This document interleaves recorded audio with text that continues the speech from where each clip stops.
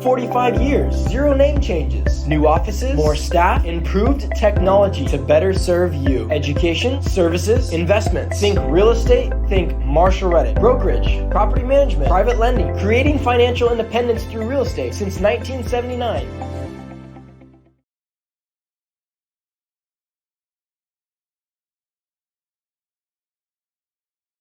All right. Good evening, everyone. Thank you so much for your time and coming here this evening. We know that you're all very busy, so we appreciate you coming to learn about investing in Nashville with us. We're going to get started here. I see everyone is still filing in here. It looks like we got a bunch of new people, but some returners as well. Chris, how you doing? Good to see you. All right, everybody, let's get started. So a little bit about me. My name is Tyler. It's nice to meet you guys. Now, I've been in real estate since 2017. I was born and raised in New York. I went to school for financial information and analysis at Clarkson University. My goal was to go work in Wall Street. I was lucky enough to graduate during the time where the entire economy had collapsed due to the financial sector, and ended up finding my way into real estate investing instead. And it's been just an awesome journey, and we're so excited to share all of our knowledge with you guys here tonight. In 22, I finished the negotiation mastery program at Harvard.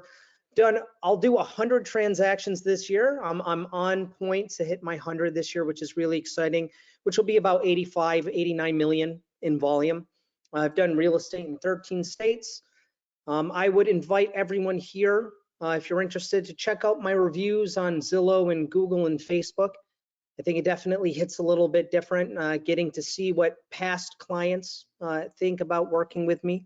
And I was recently featured on the Icons Real Estate podcast. On a personal note, this is my my lady Divya down in the bottom left, and the Easter Bunny, of course. And then these are our dogs, Lucy and Oliver. So excited to meet you guys. I called everybody before the seminar this evening, got a hold of some of you, was unable to touch base with some of you, but I'll be following up after this presentation in the following days to get your feedback and see how we can be of assistance. So Marshall Reddick, who are we? We have multiple lines of real estate business here at Marshall Reddick. So first and foremost, we're a real estate broker. In any given year, we buy, sell, or 1031 exchange about 800 properties, right? About 80% of those are investment, 20% primary. We're also a property manager. So as of today, we manage just over 3,000 properties across all of our markets. You know, when we had started this organization back in the day, we would help people identify and acquire awesome investment property. And at the time, we weren't property managing. And so we would then bring these people to whatever property managers were in those areas. And unfortunately, the really great service that people had got accustomed to with Marshall Reddick, we couldn't always guarantee that they were getting that same experience with their property managers. So about 10 years ago, it became one of those, if you want it done right, do it yourself kind of things. We started managing property, and today we believe we have the best property management service in the country. We're a private money lender. So we lend money on fix and flip loans, bridge loans, IO loans to professional real estate investors, right? And we also have an investment fund. And this is where our clients can pool their money together. And then we manage that money, and we use that money investing in first lien holder position mortgages, and you guys earn a return. All of these different modalities of real estate act differently. They return differently at different, velocities, different time frames. There's pros and cons to all, and it's definitely not a one size fits all kind of thing, right? Our goal here is to understand what you're looking to accomplish, so we can help align you with the right investments to make those dreams a reality. And these different modalities are how we accomplish that. All right, so what are we gonna discuss tonight, right? We're gonna talk about Nashville. Over the past few years, especially with COVID rates, things of that nature, there's been a lot of transferring and moving. People are moving a lot. We've seen market fluctuation. During the COVID years, we had many markets across the United States were going up. And since rates have reestablished back to a more normal rates, and a lot of the chaos has subdued a bit, we're seeing many markets correcting. Right now, Nashville, based on our numbers and our experience being there for a long time, doing a lot of business there, is still quite undervalued, right? So we're going to be discussing that. We're going to be discussing the suburbs to Nashville, right? We're going to be talking about our team there. We're going to be talking about property management and then our forecasts for the future. We're also going to go over some examples, right? And what we expect from you guys is we just hope that you guys learn something tonight, right? Marshall Reddick has always gone to market with the best free education that we can possibly put together, right? If you visit our website and you go under the education tab, you're going to find tens of thousands of hours of YouTube and recorded content and thousands of pages of written content. None of that is copy and pasted. We didn't borrow that from anybody. That's no one else's work. We've created all of that. And our goal is that you guys learn something here tonight, right? Please feel free to take notes. After this webinar, we are going to send you guys a copy of tonight's recording, right? And we'll also be following up with you. So if you miss anything, no worries. We're going to make sure that you get all that. But if you want to take notes, please feel free. We have a question box in the chat. Please, if you have any questions whatsoever, put them in there. At the end of the presentation, we're going to go over a few of those questions. Anything we can't get to, we'll follow up with you guys, right? We have QR codes throughout the presentation that will help you reach us. So please feel free to utilize those. And again, we're being recorded and we're going to get you a copy of it when this is over. This is our national footprint. So Marshall Reddick, we have agents in all states, right? In every single state in the US. But this is where you're going to find our physical offices, right? So each of these offices is going to have real estate agents. It's going to have property managers, maintenance managers, accounting staff, all that kind of good stuff. And the idea is that by physically being located in the areas that we help our clients invest in, we can ensure that your experience and your investments play out as you expect them to, right? Having physical property managers in those areas with an office, all these people are born and raised in that area, property management is all they do. It really allows us to make sure that this works out for you guys, right? There's a saying in real estate that you date your realtor, but you marry your property manager, and it's very accurate, right? You're with your realtor for weeks to months until you acquire the investment, but then you're with your property manager every single day. And so we thought that it was a really good idea, and our clients have come to agree that having our physical footprints in the areas that we're investing in provides an awesome service to you guys. And this is us. This is our team, right? These are all our different professionals in our different locations around the US. Everyone in here is very educated, right? There's no part-time agents here. There are no real estate as a hobby agents here. Everyone here is strictly focused on real estate investing. They have backgrounds in real estate investing and property management, and it really lends to a good experience for you guys. It also leads to a good experience for your tenants when you acquire investment property and we place those tenants, right? So we like to make sure that everybody knows who we are, and we're here and we're excited for you guys. This is the biggest question that we get whenever we do our consultations is, how do we choose where to invest? There's a lot of markets around this country, right? And if you spend any time on social media or on the news, you're going to be getting bombarded with, this state's a great place, this city's a great place. And the metrics are often skewed to whoever's trying to advertise to you, right?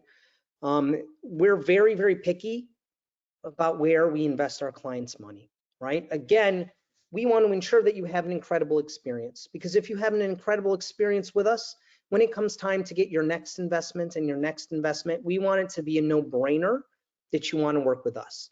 And so this is how we choose where we do our business, right? So we're looking at a number of things, and this list is not in any sort of order by importance or anything of that nature. All of these keys are very, very important to ensure a good market to invest in, right? So we're looking at the job market. We want to make sure that we're acquiring assets in places where people are making good money and there is steady employment, right? It helps when there is a diverse economy, right? Think of Detroit, right? When that auto industry sector got hit, it demolished an entire city when it came to employment. We focus on areas that have multiple industries and multiple different levels of employment, right? So that no industry shift affects your investment, right? We look at vacancy rates. We want to be investing in places where there are low vacancy rates. There are two things that are going to hurt the return on your real estate investment. So that's going to be vacancy and it's going to be maintenance expenses. And so we're really, really focused on being places where, you know, when we do the analyzation and we run the numbers and we crunch the data, we can see average days on market for rentals. How long does it take a rental unit to rent out? And on average, what's the duration of the stays of those tenants, right? And so we really focus on places where properties rent quickly and they're renting out to really good A-class tenants that are staying for a long time, because we want to keep the amount of days that you're not actively collecting rent to a minimum. We want to be in places with housing affordability. You know, we are headquartered in Southern California. Housing is not affordable here, right? The majority of investments that we manage in Southern California are with investors who acquired them some time ago, right? When you run the numbers of investing, the returns aren't as advantageous as other markets like Tennessee, right? Where housing is affordable, it allows the numbers to work for you, the investor. So that's very important. We want to be in places that are landlord friendly. Not to use the California example again, right? But in California, it is a very tenant friendly state versus somewhere like Tennessee, very landlord friendly. And that's very important. We have an extremely, extremely low eviction rate compared to average in the industry. And that's due to how thoroughly we screen our tenants, right? We screen our tenants deeper and wider than any other organization that we've run into. But that's not to say that things don't happen. And, you know, when things happen, we want to make sure that your asset is located in an area where you will remain in control and we can get that asset rented back out to a good tenant, right? We want to be in places with strong education. So many people are moving for school districts, right? And so when we're analyzing places like Tennessee, we're going to be analyzing very specific areas, right? Very specific subsets of the city that have very strong education.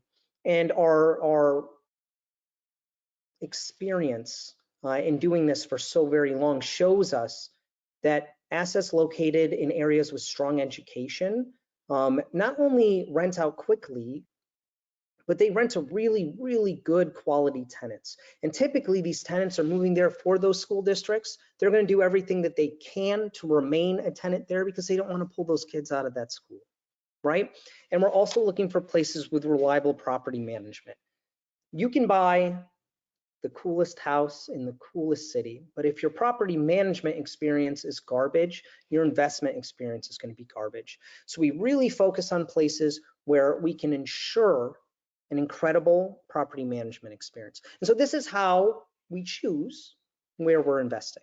I hope that makes sense to everybody. Now, we're going to introduce Clayton at this time. Clayton is an absolutely incredible investment agent out of the Nashville area. Clayton, thank you so much for taking your time to be with us tonight. I know it's getting late there, so we appreciate you. I'm going to put myself on mute real quick. I'm going to let you take over, and then I'll hop in here from time to time, and then I'll revisit with you guys later on. Clayton, please take it away. Thank you so much, sir. Thank you, Tyler. That was a great introduction, and I'm happy to join. You know, it's only 2 hours ahead, so nothing too crazy. I know a lot of you here tonight are from the West Coast, so thank you if you've been rushing to get off work and join us, whatever the situation is. We're happy to have you here, and I appreciate that great introduction. We'll get into what everybody came here for shortly, but just a brief introduction so you all can get to know me a little better. I got my real estate license in 2020. It's been a kind of family business, honestly, that I skirted around for a little while. My grandfather was a commercial broker. My mom does real estate development. My dad was a mortgage broker for 13 to 15 years, somewhere in that range. So it's been something we've talked about kind of at the dinner table and around my life, basically since I was born, which did happen in Birmingham, just 3 hours about, or give or take, south of Nashville. We moved here before I turned a year old.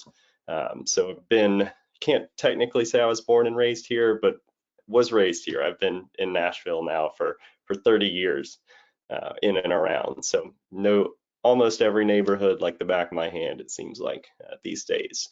I did buy my first home back in September of 2020.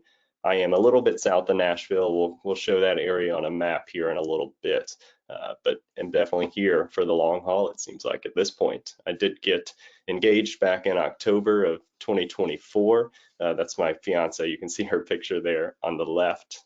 And then the other lady in my life, Eleanor, my dog, down below. Those are probably the two most important girls I've got around. So that's me there at our office here in Clarksville as well. And we'll get into this next slide. Tyler, if you can click for me, it's not clicking now, it seems. There we go. This is our property management map. So everywhere we're managing in and around Nashville, some of you who may have worked with us in the past might have been sent up to the Clarksville area, which is where you can see that kind of high density dot up to the top left. Fort Campbell, one of the military bases, as well as Austin Peay University, are both located up there, making it a great market for rentals. Very stable, very consistent. We're really trying to focus more on Nashville these days, primarily for the higher appreciation you're going to see closer to the big city. That Clarksville proper area can be 45 minutes, even an hour, honestly, right on the border of Kentucky it gets to. So it's quite some ways from Nashville proper. And we're seeing a lot better growth right around town now. So that's why you're seeing the density there, and then kind of the shift in focus as we pivot towards being a little more Nashville, focused these days. Yeah, Tyler, I think it lost my clicking privileges. There we go. So this is the Nashville current market. So I just pulled this a couple days ago. There's not a ton that we're going to really dive into on this side specifically, because as you'll see when we get kind of further into the presentation, a lot of the areas we're focusing on are kind of 15 to 30 minutes outside of that downtown Nashville, central area. And this particular slide encompasses a lot of that central area. So what we're really looking at here is those first couple lines. You can see how many new listings we have under contract here in the last really month, going back from that December to January time at 265, and a 71% actually increase there from January to February. So we're seeing a good uptick in activity here recently. And that's all really on this one. Again, Tyler, if you can go to the next one for me, thank you. I'm not sure. Yeah, absolutely. Clayton, can you hear me? Yes, I can. Yeah, cool. So I just wanted to touch on this too while we're here. So this is a common trend that we're seeing in a lot of popular markets across the US, right? So when we came into the COVID era, something like 75% of all people with a mortgage refinanced down into under a 3% interest rate, right? And so over the last couple years, we've seen this trend where people who would typically sell to go into their up movements, if you will, they were holding on to their homes, right? Because they've got these incredibly low interest rates, and they were waiting for rate rebound, if you will. Coming probably like the last 6 months, but it's really starting to accelerate a little bit now.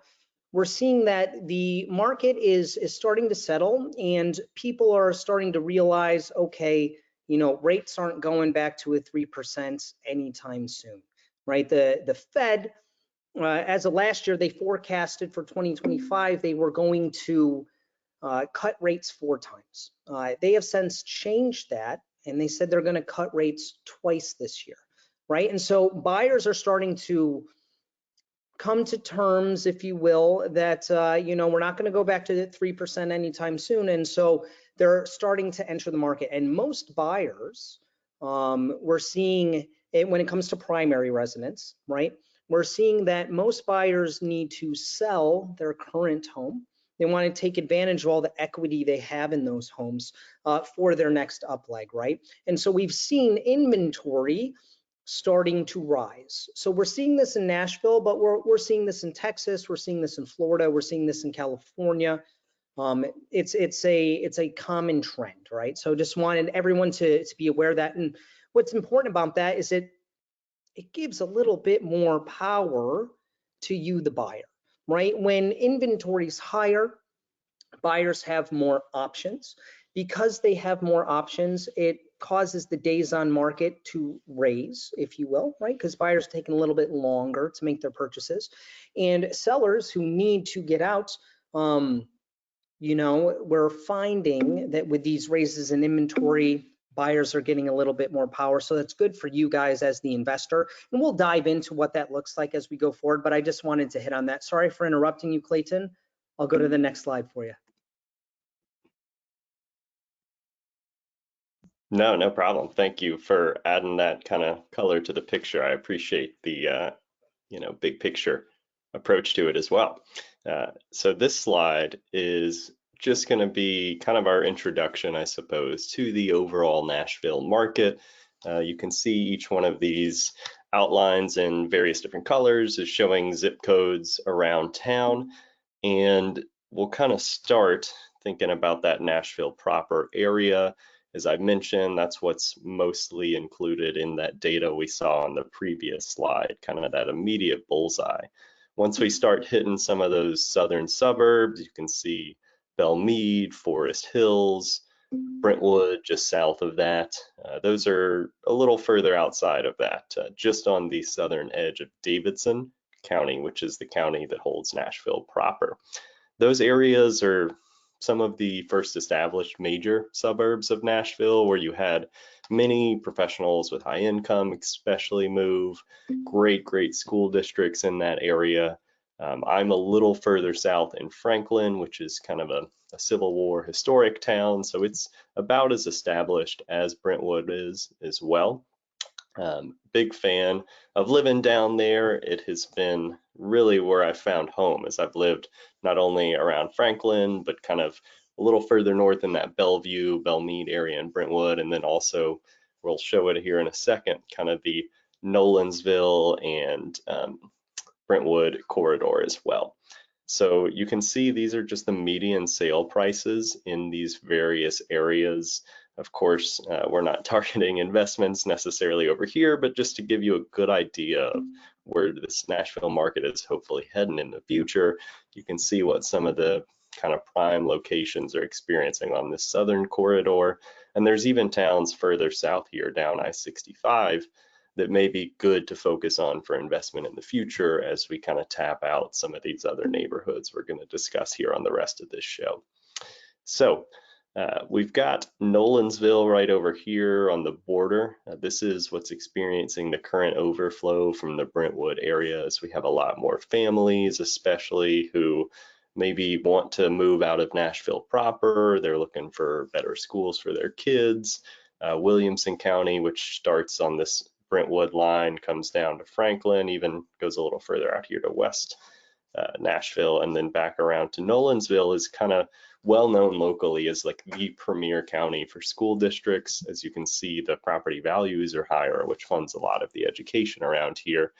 So that's typically where people are moving if they, maybe moved to Nashville, worked for a while, got married, had kids. Now they want to move south of town. That kind of is the step-by-step process that a lot of families are taking. That leaves us, kind of moves us over to Laverne, which is one of the first areas we're going to talk about and discuss. It's currently getting some of the overflow from Nolensville as people want to be on this southern side of town, and maybe they can't afford Nolensville, but they still want good schools. They still want to be, this is only, 15 minutes right here to downtown Nashville from Laverne proper. So maybe they still want to be close to Nashville and not pay everything they've got in the bank. So we've got a lot of people moving over here, a lot of people buying their first homes, and that's made this a great area for rentals, especially as we've got a lot of people who are kind of on that borderline. Maybe it'll be 1, 2, 3 years before they're ready to purchase, but they still want to get into that area they'll be in eventually, get a feel for the schools, all the activities they'll be sending their kids to, just kind of start planting their roots a little bit. So this is one area we will focus on a little bit more in later slides. And then as you can see, if you come down 24 East here, Smyrna is kind of similar to Laverne, a little higher price point right now. So we're focusing more on Laverne, but really similar demographically. And then all the way down 24 here, you'll find Murfreesboro. This is another town that we see a lot of promise in. It houses Middle Tennessee State University, which has about 20,000 students. So a pretty large school, one of the probably top 5 public universities across the state. And that gives it a very solid base for general economy as well as, specifically investment property, because you've got a constant turnover of potential renters. So we really like this area, and it's showing good signs, not only historically, but moving forward as well. Lastly, we'll talk about some of these areas more on the east side of town before we head to further slides. Here we've got Madison, which is going to be one of the top places I think a lot of people considering Nashville may be interested in. Price point wise, a little more affordable than a lot of the areas we're going to discuss. So it's got that going for it. Proximity to Nashville is hard to beat. Maybe just as close as Laverne, really. 15 minutes, you've got easy access on 65 and some of the surrounding highways here as well. So this is going to be an area we talk about a lot moving forward. Mount Juliet is, I would say, akin to Nolensville that we discussed earlier. One of the towns outside of Nashville that a lot of people who are having kids, starting that next chapter in their life, beginning their family, they're moving out to this area. As you can see, the house prices are not quite Laverne level, but not quite Nolensville, that sweet spot in the middle.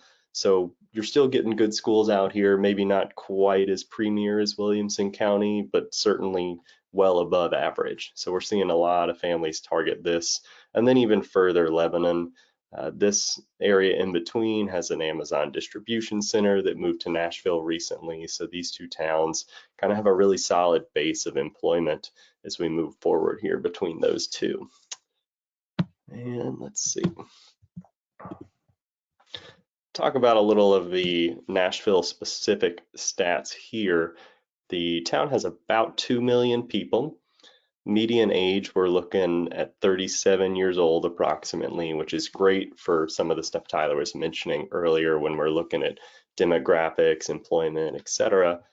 This being a little lower than average is nice, as you're going to see people are typically in that renting phase of life when they're a little younger versus the older demographics are a little more established. Maybe they've already purchased and are in that cycle. So we like to see markets where this is below the national average. And of course, where people are doing well financially. That makes a big deal, not only for the local economy, growing and continuing to do so, but also for people being able to afford rent, afford to buy houses, and keep the real estate market afloat. That's about 10% higher than the national average there on our median income. Home ownership rate is right around 65%. It's another important metric that we look at. You don't want a market that's too saturated with rentals, as that can drive property prices down at times. So seeing that be solid is key. And we'll even focus, as we look on some neighborhoods later, at neighborhoods that maybe aren't flooded with rentals. They have a lot of primary residence owners. They're taking great care of the homes and kind of just establishing a community that has that general vibe that brings, rising tides, lifting all boats. I think it's the best example there. Median home price, this is for the Nashville MSA area, right around 421,000. We saw about a 5% jump from 2023 to 2024, as we'll see on a later slide. Unemployment rate, I think we discussed on an earlier slide with Tyler as well, is really important for us as we talk about the local economy. That is about 1.5 to 2% less than national average. So again, great to see for both a local and a big picture standpoint there. A few things to highlight here, just in and around Nashville, some rankings we've gotten. One of the better metropolitan areas in economic strength. We're really popular with the tech industry these days, with Oracle moving their headquarters here recently.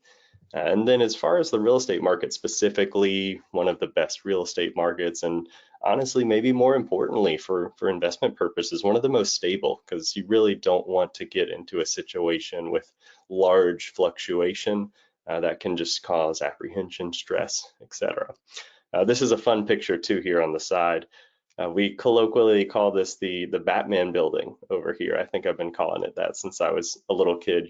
Kind of see his ears poking up top. This houses AT&T's headquarters, used to be Bell South, but that one's been there since I think around the time I moved here, honestly, like the early 90s. So they're well established, probably still the tallest building in our metro area. Let's see.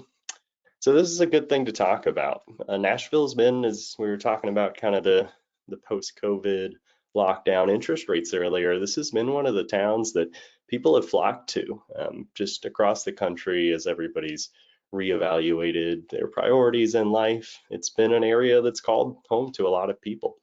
There's quite a few different reasons for that. The local economy with companies like Oracle moving their headquarters here has been booming in various different fields, as we'll talk about with that little graph down there on the bottom left. The cost of living can be lower than, as Tyler mentioned, an area like maybe Southern California. There is no personal income tax, so there's no state income tax. That is this little map over here. Some of the states that highlight that have attracted people is we have a lot of remote jobs even these days that are allowing their employees to relocate. They're making, Illinois, California, New York wages, and then they have the cost of living in Nashville. So that's driven up the real estate values quite a bit over the last especially few years. Of course, people come to town to vacation as well. That is one of the things I think everybody here has come to either love or hate the term Nash Vegas. We have a lot of people who are coming here for bachelor parties, bachelorette parties, concerts, sporting events, you name it. This is right outside of Bridgestone Arena where the Nashville Predators play, and we host some of our large, maybe not quite Taylor Swift level acts, but a good sized arena looking out to Broadway where all the honky tonk, good old country bars are. I know everybody's visits, they get a cowboy hat, some cowboy boots, whatever it is, to fit in with the locals and kind of run around here for a night or two. It is well worth it, maybe for a night or two if you ever do come to visit. I definitely recommend enjoying Broadway for a little bit. You also get the benefit if you do buy a property out here and you visit, you can even write that off when tax time comes. So a good excuse if you're considering Nashville for sure. This bottom graph on the more serious side of things shows what I was talking about earlier with the local economy, and I think Tyler even mentioned as we talked about different markets that Marshall Reddick focuses on. Having that diversified economy kind of insulates you from risk a little bit. So this just highlights all the different fields that have grown over the last few years. As you can see, the tech field is leading the way. Historically, we've been really popular with the healthcare industry, manufacturing, trade. I think those got the boost from Amazon, and then just a litany of other important parts of the economy. I know healthcare we'll talk about here in a little bit. HCA was founded in Nashville, I think in the late 60s, early 70s. So they've been kind of the forerunner of that push and here the longest, but we have quite a few others headquartered here as well.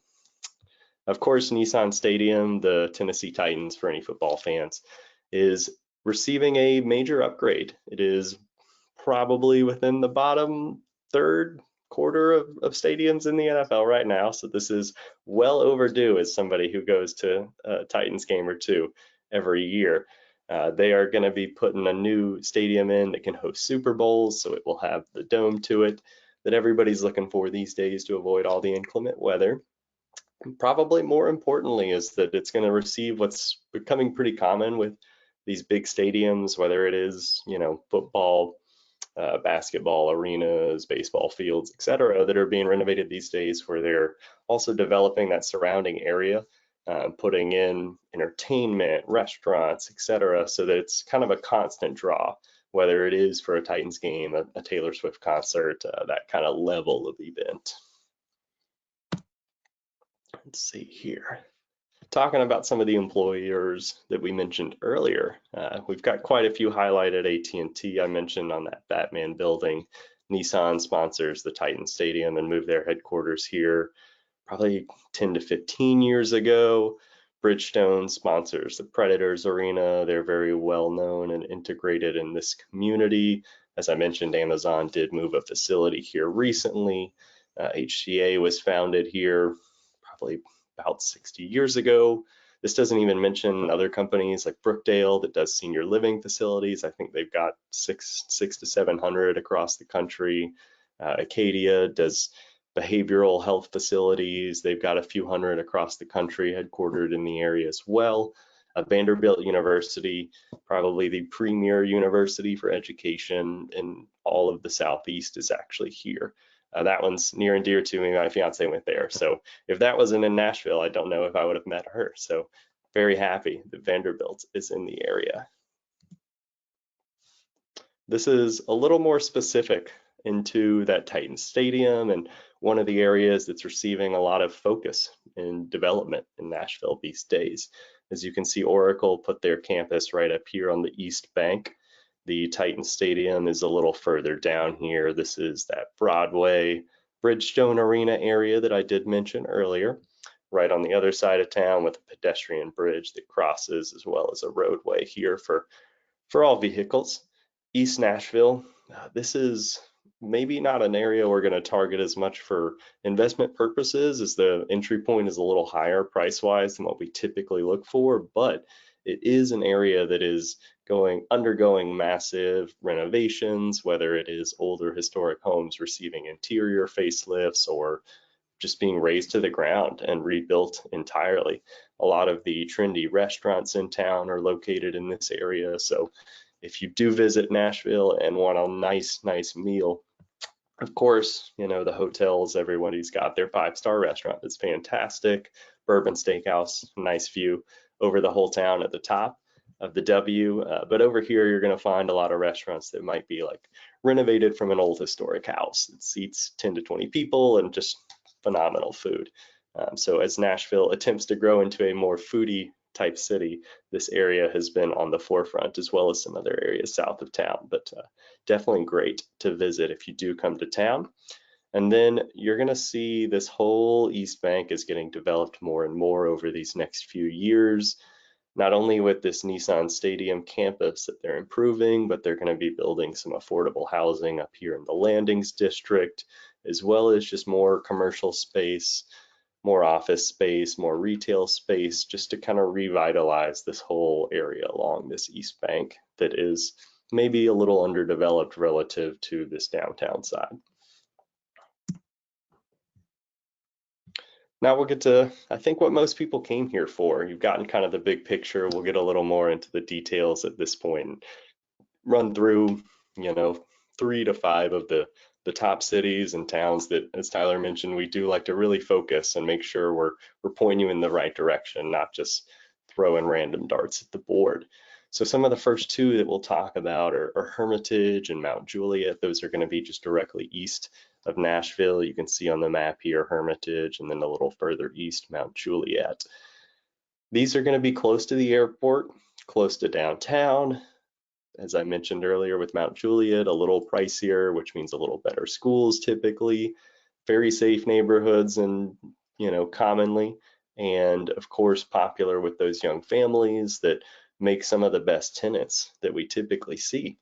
You're right between Percy Priest Lake down here, the Cumberland River up top, and then a little further east is Center Hill Lake. Really, we're not quite as blessed for anybody out in California or in other areas with beachfront access. So we kind of make do here locally. The lake is a well-known place to visit on a especially hot summer day. It gets pretty scorching out here, so it's always nice to go, whether it's the river that runs through town or out to the lake with family, friends, etc., just to enjoy a nice day during the summer. You're seeing single family median home prices in these two areas right around 500,000. Hermitage is a little lower, Mount Juliet's a little higher. I think because Mount Juliet schools are a little better, it's a little more demand for that area, which has driven the price up relative to the supply, despite Hermitage being a little closer to Nashville. Long Hunter State Park's another big draw, which is right down here on the edge, kind of right off the map there of Percy Priest. Madison. So this is just north of Nashville. As you can see, here's the area we were just talking about. Mount Juliet and Hermitage out here to the east. You may have heard of the Grand Ole Opry if you're into country music at all. So that's another great stop if you do decide to visit town, not too far from the airport, not too far from downtown, and just right south of Madison here. One of the areas within 15 minutes of Nashville with some of the most affordable prices, which makes it very enticing. I think you're seeing $385 for the January 2025 median prices. And this we'll talk about a little bit here on a later slide, but really, really strong appreciation in property values over the last decade. It's also kind of an area that's receiving maybe not quite as much money as East Bank, right close to Nashville, but a lot of new development. We'll talk about that here on this next slide with the Madison Station project. This is basically if you were just throwing a dart to the center of Madison, right there in the middle of all the highways, center of town, an area that typically had a lot of retail, maybe needed a facelift, needed just a fresh influx of money and updating, and that's what it's getting thanks to the local government and some investment. This is Madison Station, so it's going to be a mixed use development.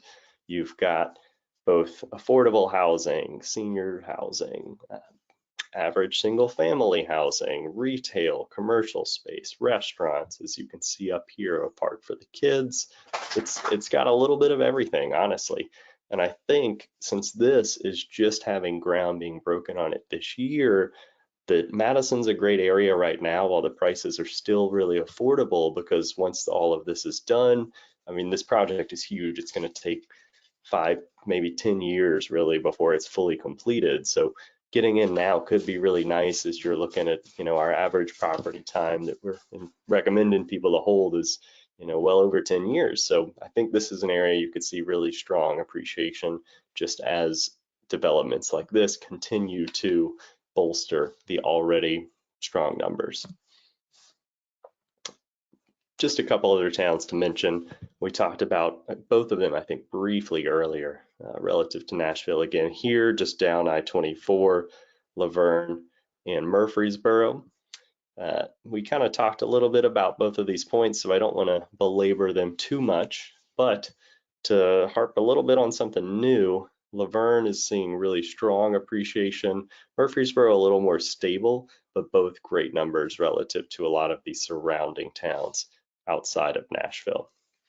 Very nice too that you have easy access. Not only 65 South runs here, but there's a Highway 840 that connects around to Murfreesboro, and then 24 getting up into town as well. So these are areas that as they further connect, like around to Nolensville here and extending this highway, that I think are going to be more and more accessible. And just as the general population continues to grow around Nashville, they'll really flesh out a little more in years to come. I think you'll see that more in Laverne. Murfreesboro, thanks to Middle Tennessee State University, does have a more solid base, I would say. This is, as I mentioned earlier, some of those appreciation numbers and then historic trends as well for the Nashville metropolitan statistical area. As you can see, it's been a very safe bet over, the last 25 years or so. The president, I believe, of the NAR wasn't doing a great job around this time. I'm sure many of you remember what was going on there. They weren't collecting data, I suppose. But I think everywhere took a dip from 2006 to 2008, that's safe to say. But other than that, as you can see over here, it's been pretty strong, especially in those post-lockdown years. We saw a major boom of people moving to town, which drove just unprecedented growth. but then we've seen very stable numbers, as you can see before that too, as we look at here the 5 years prior to COVID lockdowns and those 5 years prior. Some of the areas are seeing really strong numbers in both, honestly, but especially as you're looking at an area like Madison or Laverne, even strong numbers prior to, with solid 10-year averages over there as well. We'll talk a little bit more about some specific examples of properties that myself or other agents around town have been kind of targeted that we think are going to be really popular. This is a home in Murfreesboro. To give you an idea of how much Murfreesboro is growing, as we tour new construction out there, we see these in all the front yards now. They're not septic tanks. These are all homes that are on sewer, but the town is getting so popular that with new construction, they're requiring these to be built into the ground, and they essentially bolster the local sewer system by helping to manage all the waste coming from a house. They're not a septic tank, it's part of the pipe that goes in, but you'll see this in all the new construction there just because it's been such a popular area that they're trying to make sure there's no issues. So that one really has just been going on the last like 6 months to a year, but it's fascinating, and I go through it with everybody who's interested in that area. And just want to point out, it is just because there's so many people moving there that they've kind of had to figure out how to adjust with those areas that are still close to town and not on septic. This is that same home. Any of our past clients have probably seen something that looks like this before, but I will run through some of this in a little bit of detail here for anybody who's new to Marshall Reddick, and we're going to look at a few of these, so you'll figure it out. It's fairly self-explanatory. Up here, you've got what we're expecting for closing cost and just general estimates on the list price. We do recommend those 30% down payments just to make your cash flow look a little bit better. We're often targeting these lower HOA neighborhoods.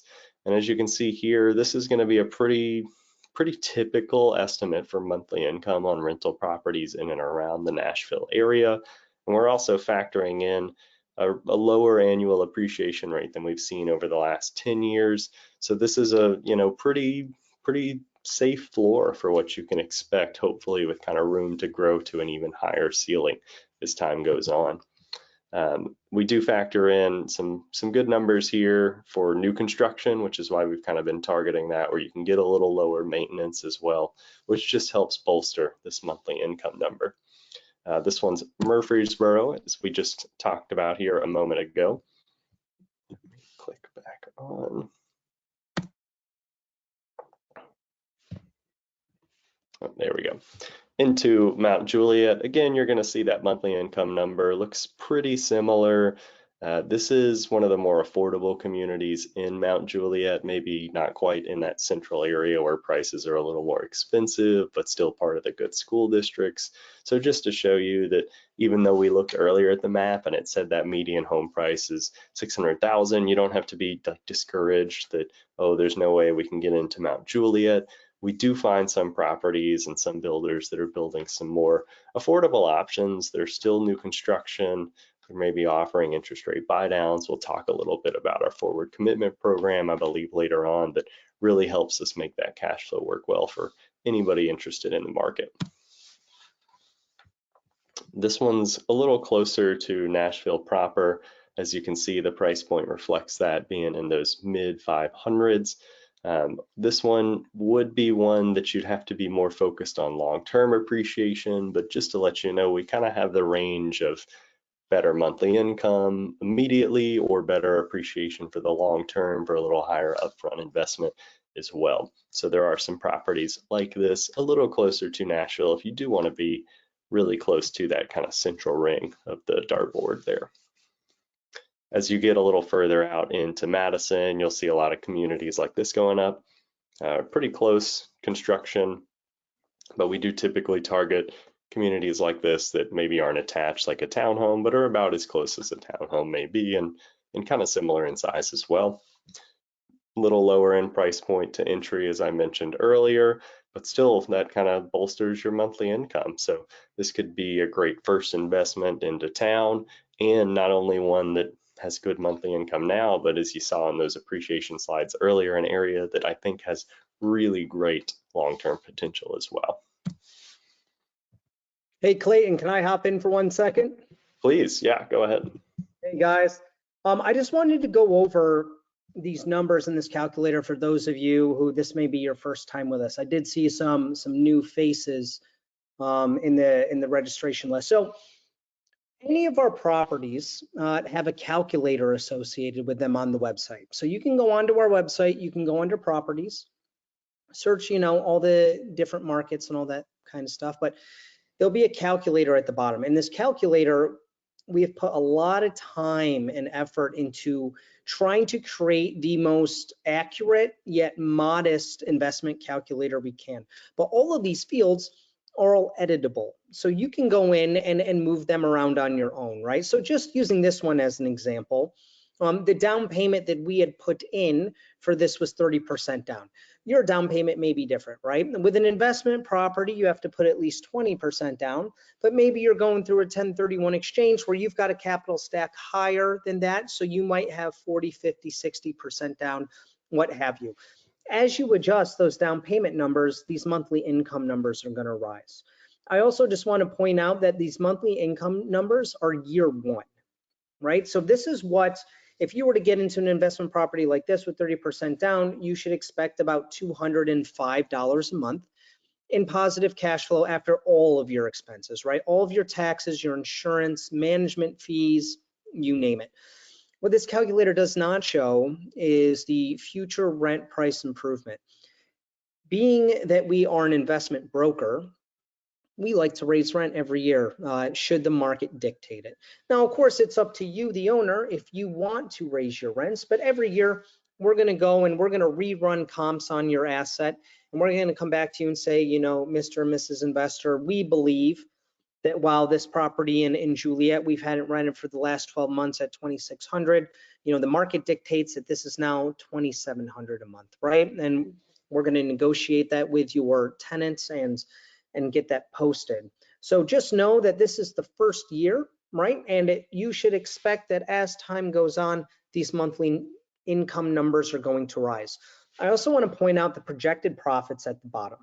So there's kind of two schools of investor, right? There is the investor who's looking for long-term appreciation, and then there's the investor who's looking for monthly cash flow.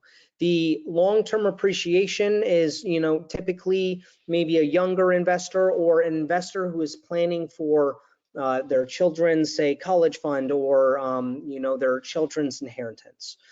Versus the cash flow investor is maybe someone who's retiring and they're looking to offset, the loss of their W-2 income with investment property, and therefore cash flow is key to them. But when you look down here, you look at projected profits, this is really where your money is being made, right? Cash flow is more or less the glue that holds the investment together long enough for you to hit these projected profit numbers, right? Our goal here and our saying is that you should never have to put any more money into your asset after you acquire it, right? So you're going to have your down payment and your closing costs, you acquire your asset, and then at that point, the asset should be, self-fulfilling for the remainder of its hold in your portfolio. So while we're looking at a monthly income of $205 on this property, year one at 30% down, that may not feel like it moves a lot of needles for you, but when you look at the 15-year projected profit of, 450,000 for round numbers, that's after all of your selling costs, your closing costs on the sale, things of that nature, right? So when you're analyzing investments and you're looking at our calculator, just want you to be aware that the appreciation schedule returns are at the bottom, and then your monthly incomes are here, and those are year one. Those should statistically rise throughout the ownership of your asset.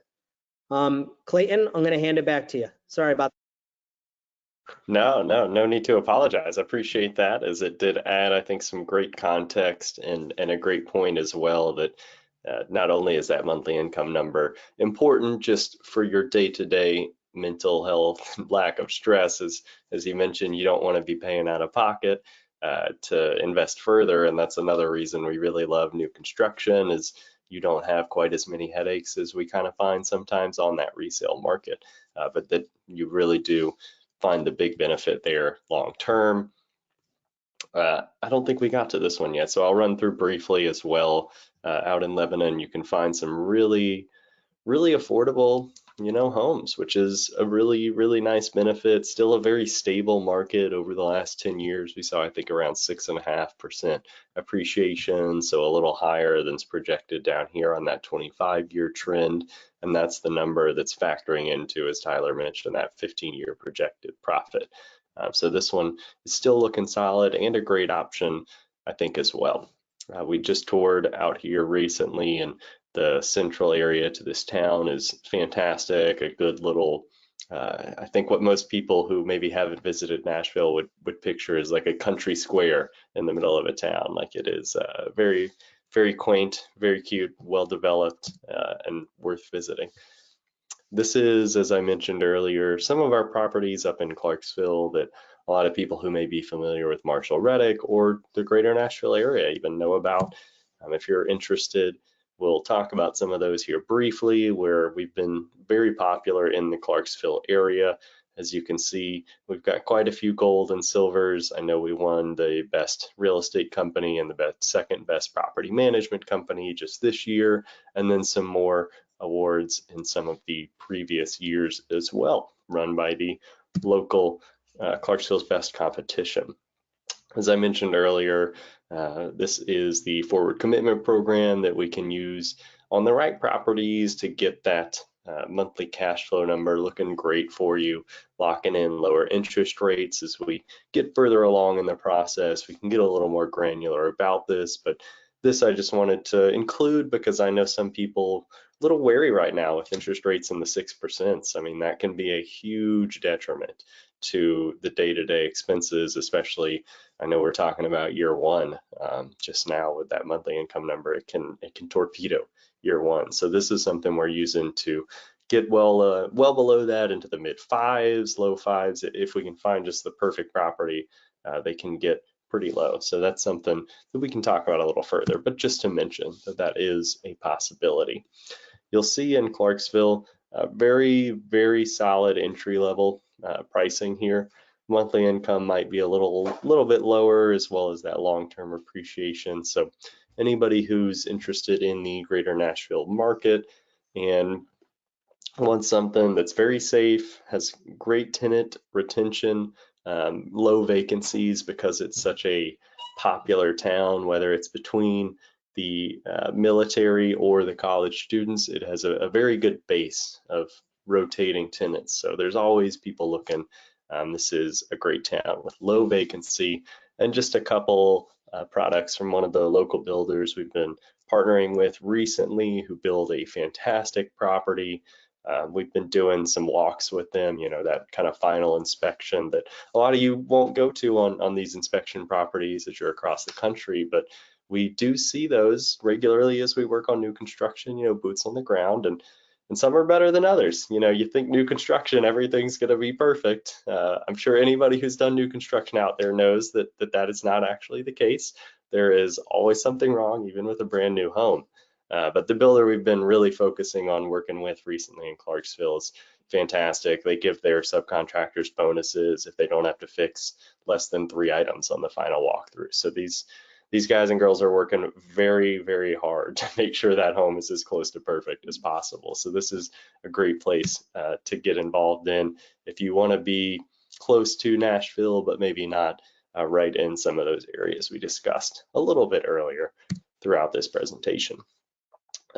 This is talking a little bit about our property management fees. Tyler, this might be something that you wanna hop in on here briefly. Yeah, absolutely. Thank you so much for all that, Clayton. We really appreciate your wisdom and your time. So, in closing, we just wanted to go over a couple, parts of the pie here, right? And property management, like I mentioned before, really is the key to making this whole thing work. I know I recognize some faces on the webinar here tonight, and I know that some of you guys out there have self-managed before coming to us to have your property managed. And self-managing can be really tough, not just in the phone calls at 2 in the morning and all that kind of stuff, but from a liability perspective.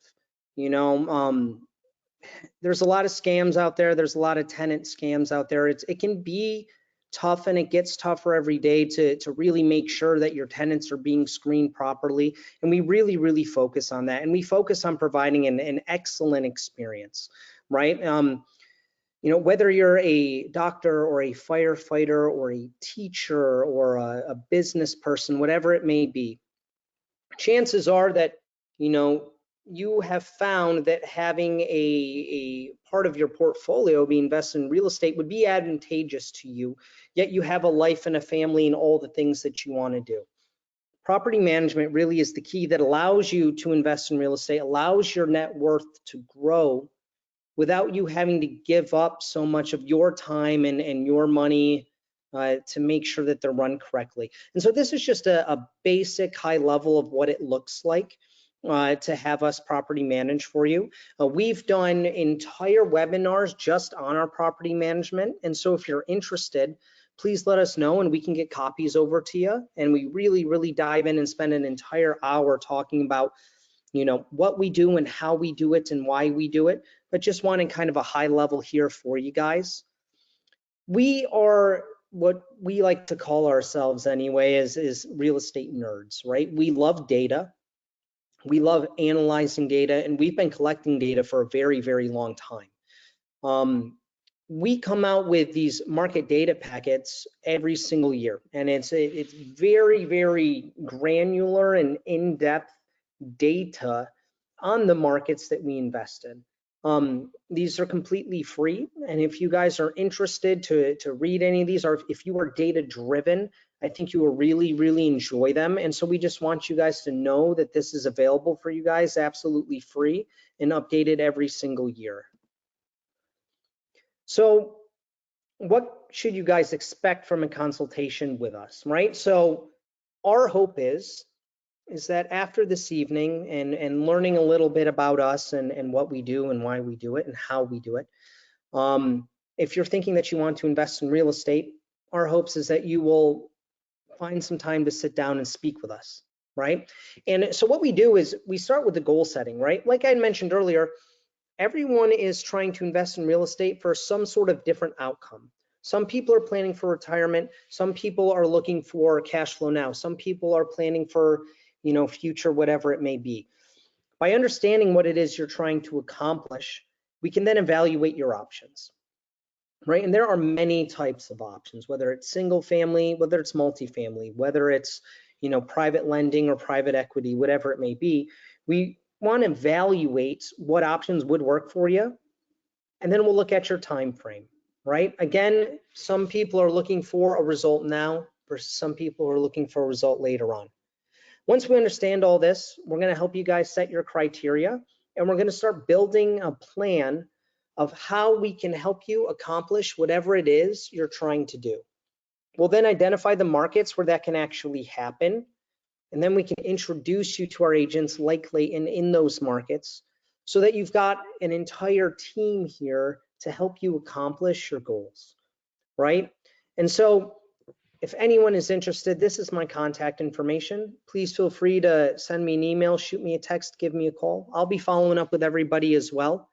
But I would definitely look forward to spending time with everybody on the call here this evening to learn about what it is that brought you here and what it is you're trying to accomplish, and determine if we can help you accomplish that. Guys, thank you so much for being here this evening. Again, we really appreciate you.